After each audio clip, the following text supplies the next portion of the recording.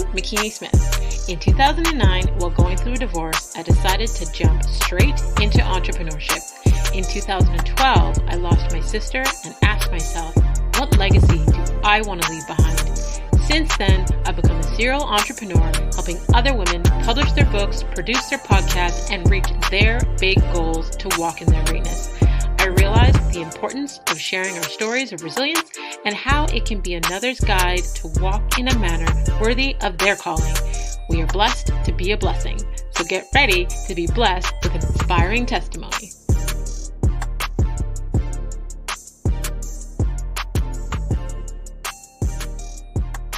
Hey, Faith Walkers, thank you for joining us on the Walk in My Stilettos podcast, where we have conversations with amazing women that are letting us step into their shoes.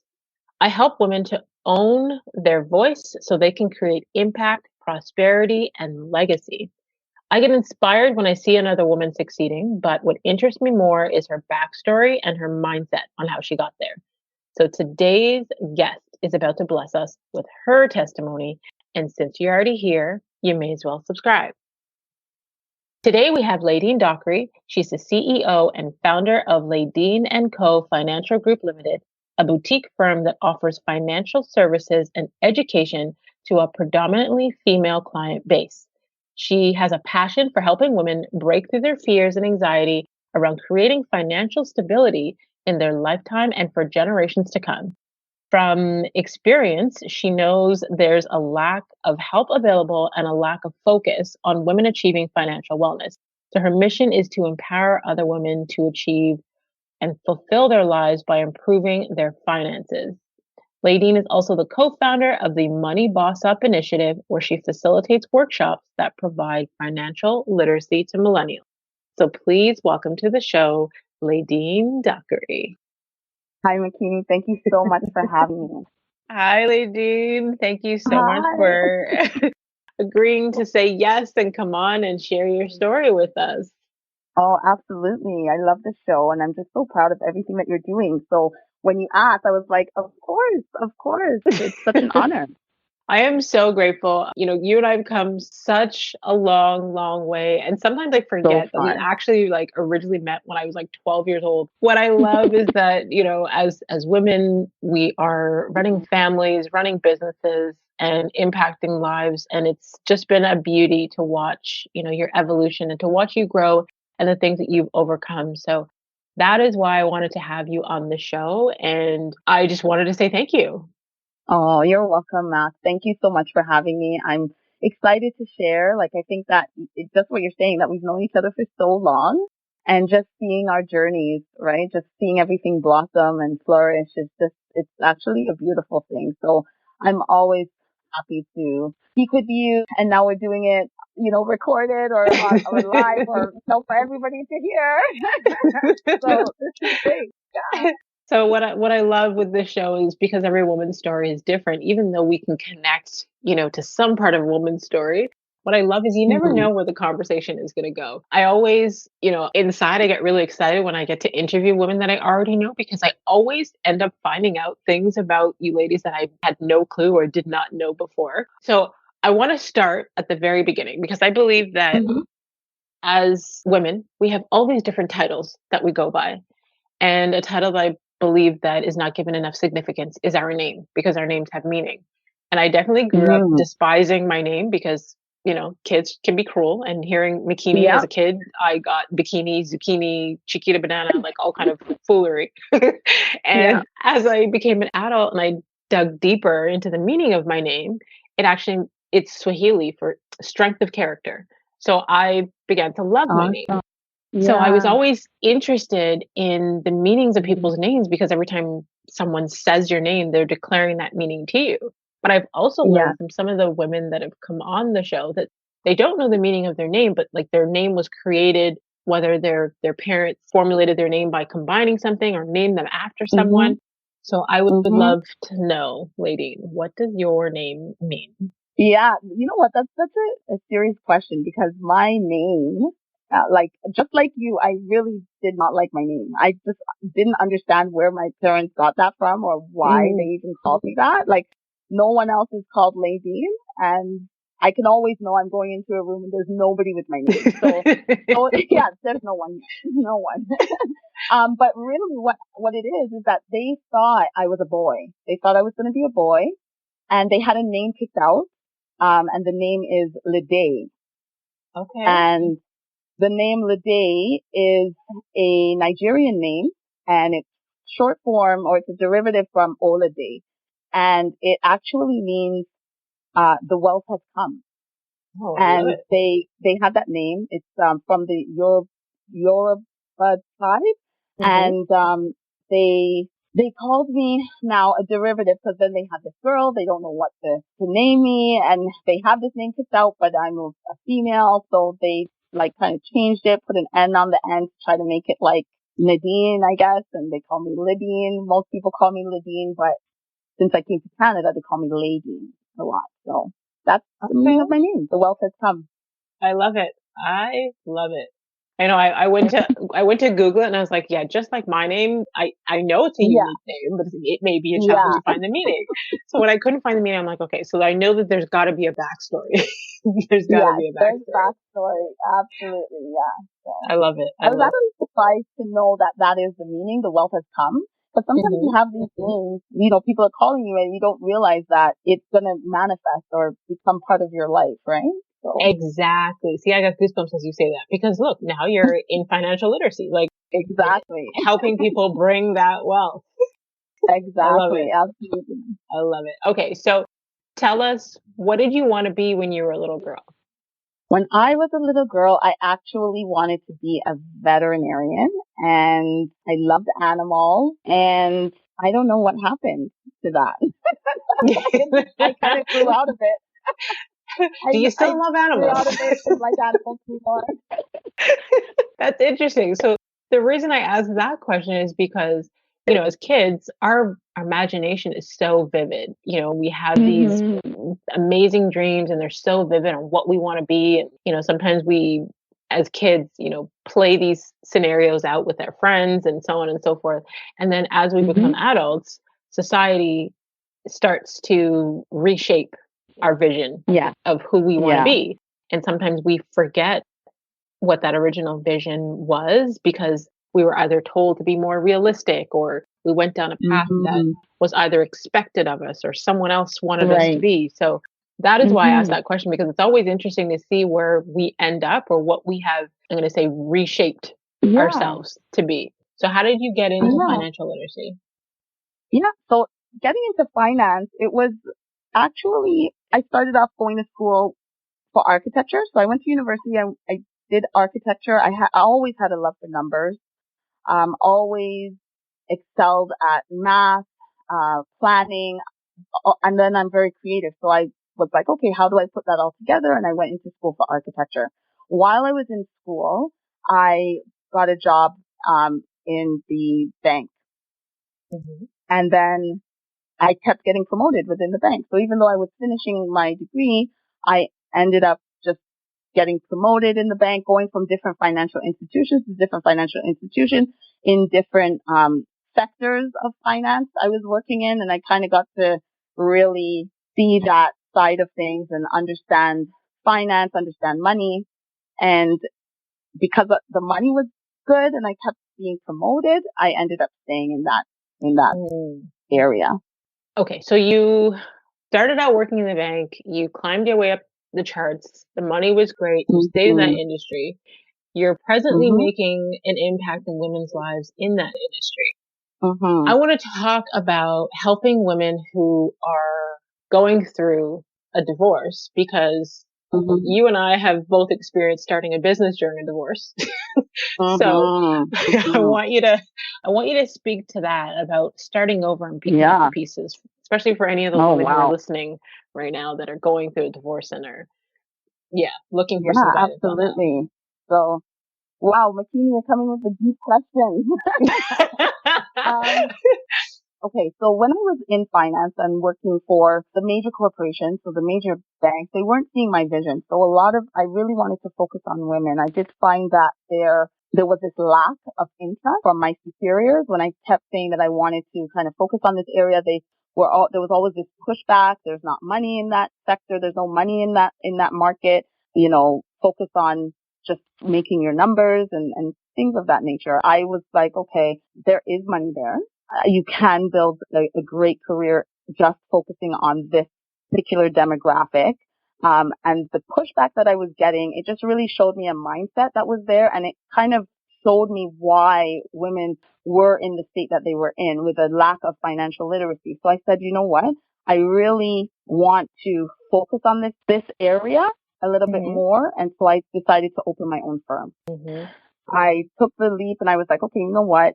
If you guys can't see that vision or the vision that I have for where I want my career to go, then I'm going to have to start my own thing and just start over and do it myself. Right.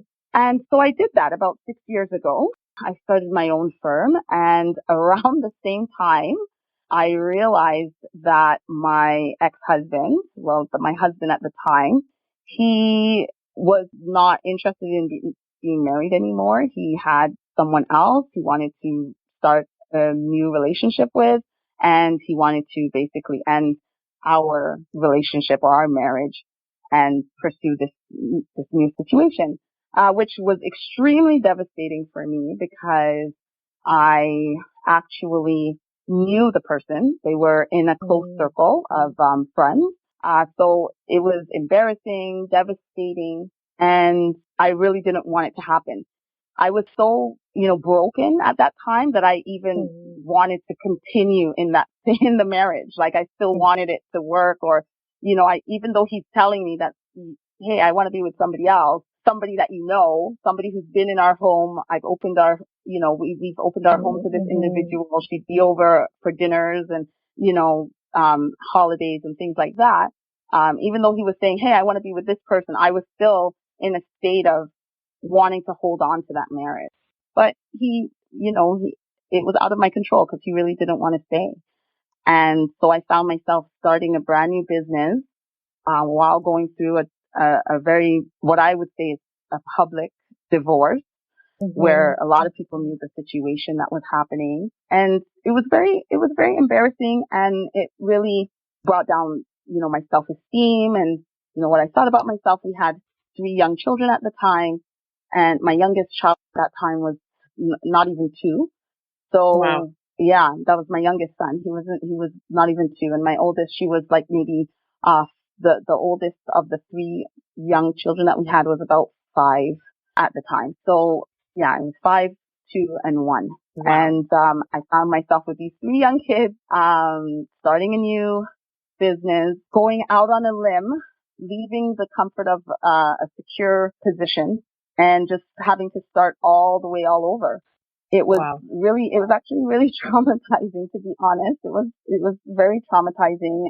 Not only was I in a state of disarray, emotionally, my finances were heavily impacted. So I was coming out of the marriage with debt that had incurred during the marriage. And, so financially I was not in a good position either, and starting a financial consulting firm, while I myself was in financial disarray. So I also felt like, this is not, like I'm not being authentic, really, at the same time, right? But that's where I feel that a lot of strength, I had to lean on a lot of, inner strength. Also my relationship with God helped a lot. There was a lot of prayer involved with, rebuilding my self-esteem, being reminded of who I was, what I had overcome. I was a teenage mother, early on when I went to university, on scholarship. I had to pull from all of those accomplishments that I had done in the past, and just as a reminder of what I can do and who I was. I have goosebumps. So okay. So first of all, my listeners know when I get goosebumps, that's my spiritual side coming. First of all, I am so sorry that happened to you, that you had to experience that. What I have found from a lot of the women who have come on and shared their story, and it's almost been 100% of the time, is that your pain births your purpose. And as much as it hurt to go through those things. And there are a lot of people who don't believe that everything happens for a reason because they can't connect with the things that hurt. But those are the things that sharpen us. Those are the things that show us what we're made of. Those are the things that strengthen our resilience.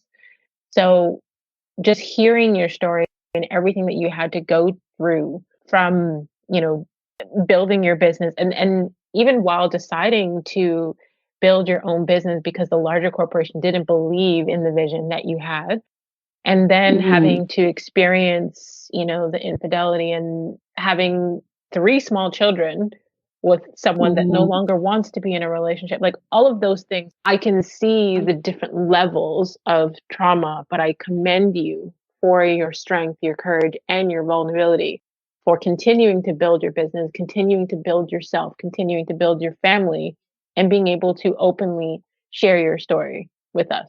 You are amazing. Thank you so much. No, thank you, Makini. Like I feel that what you said, that the pain birthed the purpose. I really do. It put me, I knew that I was going to be helping women, but I didn't have the experience, I would say, that a lot of women that I do help now have had to face.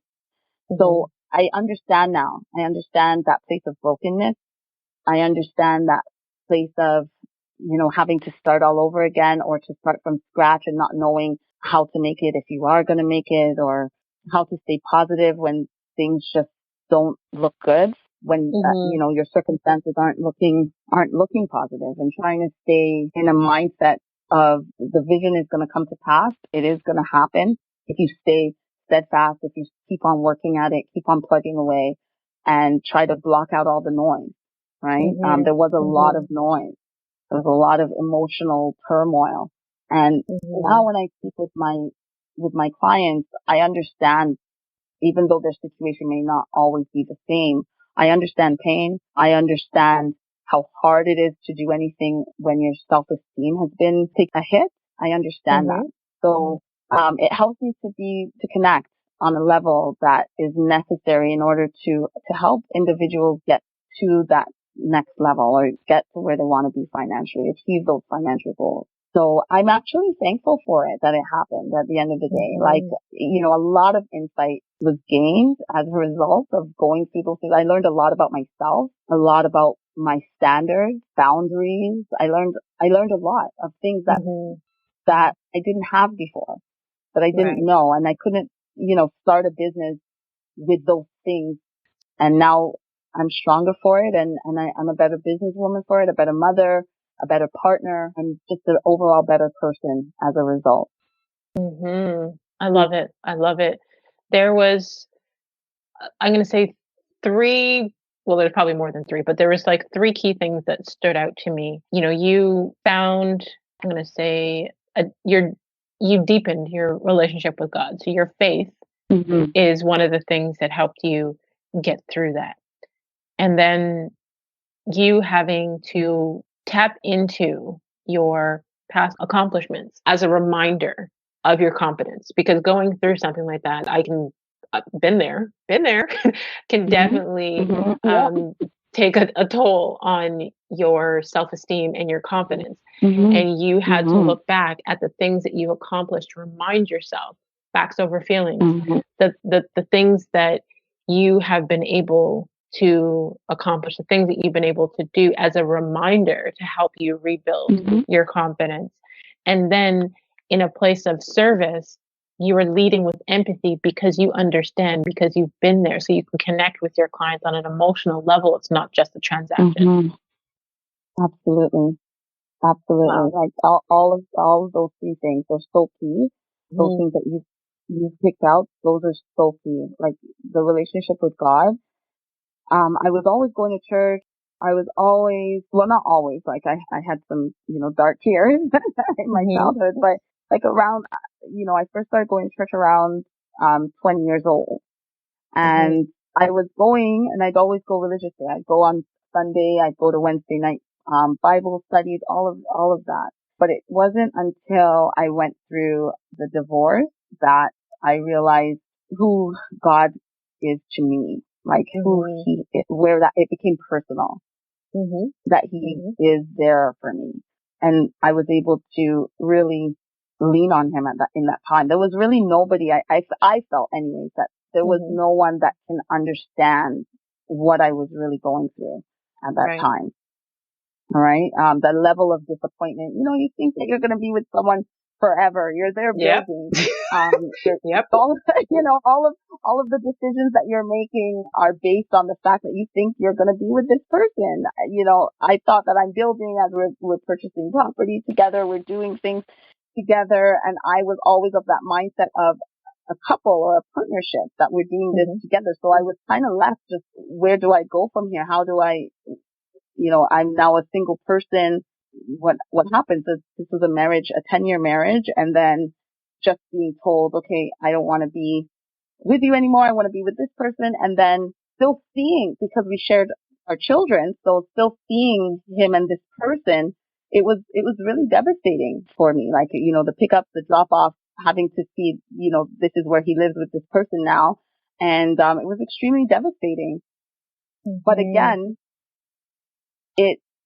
all of it I'm thankful for, because it just built strength. It showed me, like, why did I want to even be building a life with somebody who's capable of doing something like that to me, right? It made me question my choices. Like, why would you even choose someone like that in the first place, right? It showed certain things that were in me that had to be dealt with.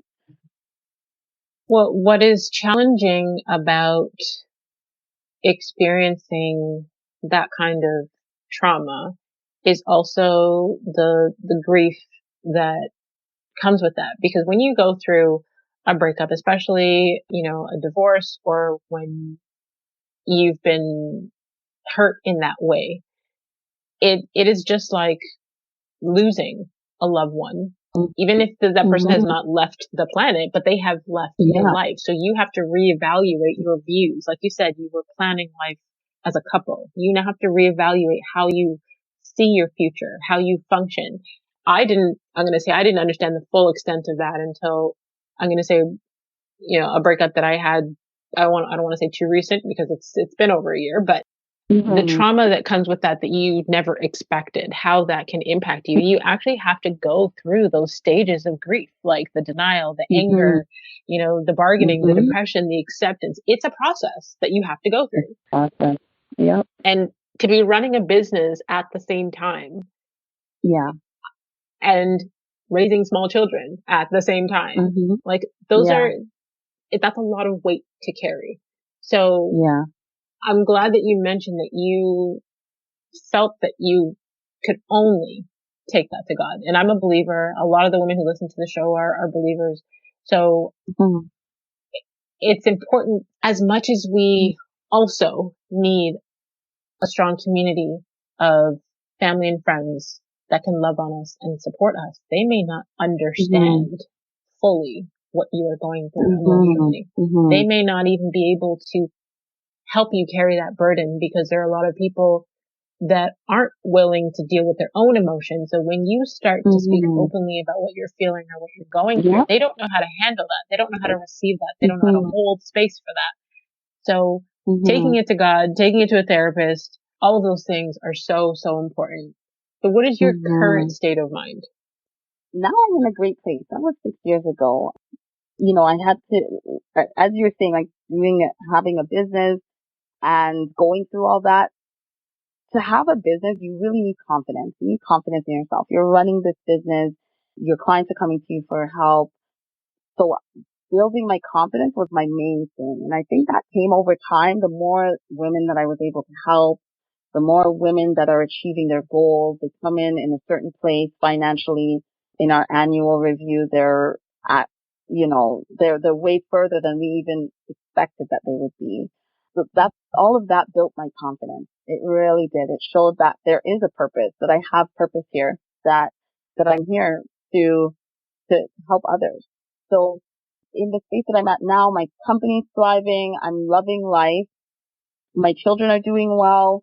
I do have a joint situation with my ex-husband where I have 1 week. He has 1 week, so we have to have a really great communication in order to do that. I'm in a place of forgiveness. I hold no ill will or bitterness towards them anymore. I mean, everybody has to make the choices that they feel will make them happy, right? So, and if somebody isn't happy or they're not wanting to be, um, they're not wanting to be in a relationship anymore, you really have to let them go. I mean, bitterness was not an option for me. I've seen it. I don't want anything to do with it. I just really had to work on making sure that bitterness was out of my heart so that I could move forward, not for him or for anybody else, but for myself. Yeah. So I'm in a good space now. I'm happy. Like I said, I'm happy that it all happened. I wouldn't change anything about my life. Everything that's happened has brought me to where I am today. And so, yeah, I'm grateful. I love that you speak to the forgiveness piece of it. And I love that you speak to not being able to be bitter because, and I'm going to say not everyone may agree with this, but this is definitely something that I believe in, definitely something that I've studied in terms of the mindset. But when we hold on to that negative energy, we're only hurting ourselves. And forgiveness is for us, not for them necessarily. Like you can forgive someone. It doesn't mean you forget. It doesn't mean that you let them fully back in, but you can let go of that negative emotion. You know what I mean? And there's so many different levels of forgiveness. And, I won't go through them all right now, but forgiveness is good for everyone. It's good for the giver and the receiver. So I just want to point that out. So let us know, what is your self-care routine? How do you take care of Laideen? To be honest with you, this is something that I do struggle with, okay? But I'm getting better. I'm getting better. Everyone always is talking about self-care. This is something that I say, I have to focus on. I do work very long hours. I work quite a bit and I pretty much work every day. So I have been really trying to stick to a schedule in terms of, working. Like, so when I'm working and when I'm not. I do try to spend a lot more time with my children as well. So when I have them, I make sure that we're eating dinner together as a family. That's self-care for myself, like being able to nurture my relationship with my children, with my partner, just hearing about their day, being present in conversations. And then for myself, I like to read a lot. I should go to the gym a bit more than I do. I guess with the pandemic and everything, but I try to go to the gym. I do like to read a lot. I just need that time for myself. It could just be a glass of wine, watching a movie by myself. I need that alone time. I love it. And I mean, it's important for us to make that time to take care of ourselves, because if we don't take care of us, we don't have the energy to pour into other people. You can't pour from an empty cup. So tell the people where they can stay connected with you online if they want to get in contact with you, if they want to get more information about you. Where can they find you? Yeah. So I'm on Instagram, Twitter, Facebook, under at Laideen and Co. That's the name of my company, Laideen and Co. Laideen. As I said, my name is very tricky, so that's the spelling, Laideen. And also my website, you can find out more about me at laideenandco.com. And yeah, that's how you can find me. Awesome. I will definitely have your direct links in the detailed section of your episode so they can just click and connect with you directly. They won't have to search too far. Okay, awesome. And for the final segment of the show, I call it a walk in her wisdom. And it's just a couple of quick reflection questions. And you share the first thing that comes to mind, whether that be one word or one sentence. All right. What have you become better at saying no to in the last 5 years? And that could be distractions, invitations, family. Yeah, I would say I'm very protective of my energy. So in terms of, whether it's friendships, clients, anything that is kind of crossing boundaries or where I see I've become very good at saying no to those type of relationships. What new belief, behavior, or habit has improved your life in the last 5 years? I think thinking big.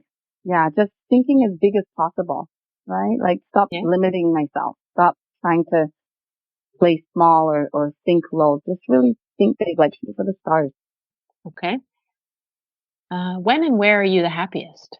I'm the happiest, I would say, at home, which is so weird for me because I'm such an extrovert. Matt, you know this, I'm such an extrovert. Yeah. But this Hmm. pandemic has really forced me to stay home, and I enjoy it. Like, I really love it. I've been having such a blast. This pandemic has been amazing. I got a new dog. I got a little Oh, Doberman puppy. Well, wow. he's now. Yeah, he's huge. But just being home with the kids, with the dog, with my partner, like, I absolutely love being home, which is just the wildest thing for me. I love it. And Okay. because I'm like a total extrovert. Like, being at home meant like Yeah. jail for me before.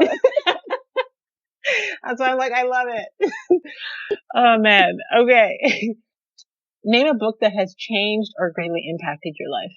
I would say The Four Quadrants by Robert Mm-hmm. Kiyosaki. So I know that he's made some really, negative comments, but it doesn't take especially through the whole George Floyd pandemic and whatnot, but it doesn't take away from the truth that he does have in some of his books. And the four quadrants really stuck out to me, where he breaks down, like, the difference between being an employee, a business owner, an investor.